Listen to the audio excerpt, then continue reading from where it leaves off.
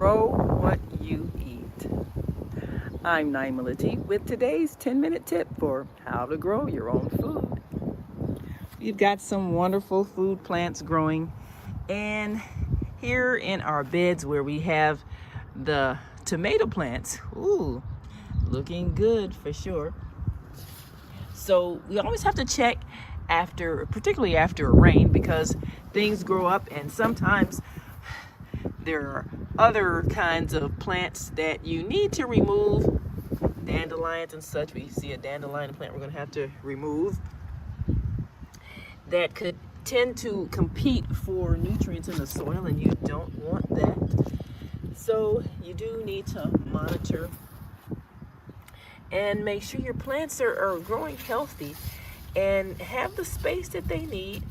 Now here where our cucumbers are nicely spreading, we do want to make sure they have room, so we're going to remove all of these little bits of, sometimes might be dandelions or other native plants, we'll call them, plants that grow without any prompting and sometimes will pop up in distressed soil. So sometimes you have to even add to your soil some potting soil or other things to make sure you've got enough nutrients. Now right here we see we've got our carrots that are growing up nicely, and we know we added some onions and they've just started to grow, so we want to make sure that we give them space and remove some of these. Looks like a bit of clover that's popping through the soil.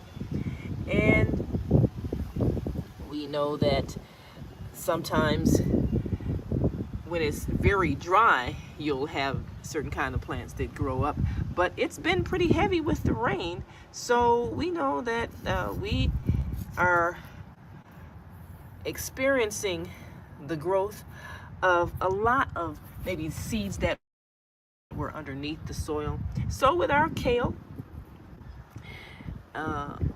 that's been holding pretty steady, but we do want to take a look at it. We've got an app on the phone that can tell when a plant is perhaps going through a health challenge, so we can do what's necessary to repair it. And we've got our broccoli, and our garlic. We've got broccoli over here. We've got garlic growing next to the kale, and the garlic tends to look like clumps of grass, but this in fact is garlic. So we're gonna do a bit of clearing in our garden beds. And over here, well, it's wonderful to have a nice growth